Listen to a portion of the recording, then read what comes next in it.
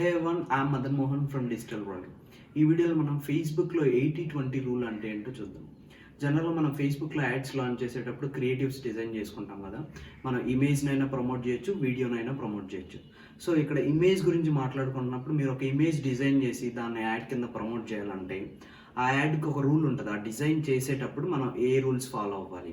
So ఈ add image పైన text ఎంత ఉండాలి, ఇమేజ్ ఎంత ఉండాలి. జనరల్గా మనం ఇమేజెస్ టెక్స్ట్ రాస్తుంటాం కదా. టెక్స్ట్ అన్నది 20% మాత్రం ఆక్యుపై చేయాలి రెక్టాంగిల్లో. So if you take that rectangle 100% అనుకుంటే 1200 విడ్త్ 620 హైట్ అనుకుంటే అందులో టెక్స్ట్ అన్నది ఓన్లీ 20% ఉండాలి. ఉన్న విడ్త్ మొత్తాన్ని మీరు టెక్స్ట్తో ఆక్యుపై చేయకూడదు. ఈ 20% అంటే తక్కువ స్పేస్ కదా, అంటే తక్కువ స్పేస్ కదా, ఒక్కసారి చూడగానే యూజర్కి అర్థమయ్యేలాగా ప్రిసైజ్డ్గా రాయాలన్నమాట. సో 20% ఆఫ్ ద కంటెంట్ అంటే only this particular space should be occupied. 100%లో కొంచెం స్పేస్ మాత్రం ఆక్యుపై చేయాలి.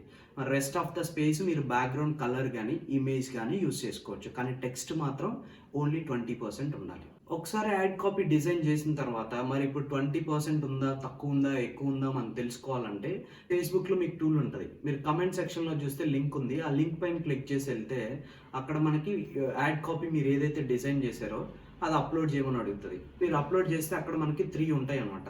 ఈ టెక్స్ట్ లో, హై లేదా గుడ్ అని చెప్పి. సో లో ఉంటే లో అని చూపిస్తుంది, హై ఉంటే హై అని చూపిస్తుంది, గుడ్ అంటే గ్రీన్ మార్క్ వస్తుంది. సో గుడ్ అంటే మీనింగ్ ఏంటంటే యూ కెన్ యూస్ దిస్ అని, అంటే ఆ ఇమేజ్ని మీరు యాడ్ లాంచ్ చేసుకోవడానికి యూస్ చేసుకోవచ్చు. మరి టెక్స్ట్ లో ఉంటే 20% అన్న మీరు మరి 2% 3% పెట్టినా కూడా ఎక్కువ మందికి రీచ్ అవ్వదు, అంటే బాగా పర్ఫామ్ చేయదు.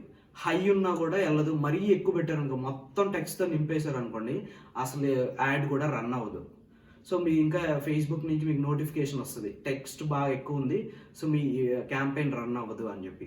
సో ఈ 3 ఇలా టూల్ యూస్ చేసుకొని మీరు డిజైన్ చేసిన ఇమేజ్ కరెక్ట్గా ఉందా లేదా చెక్ చేసుకోవచ్చు అన్నమాట.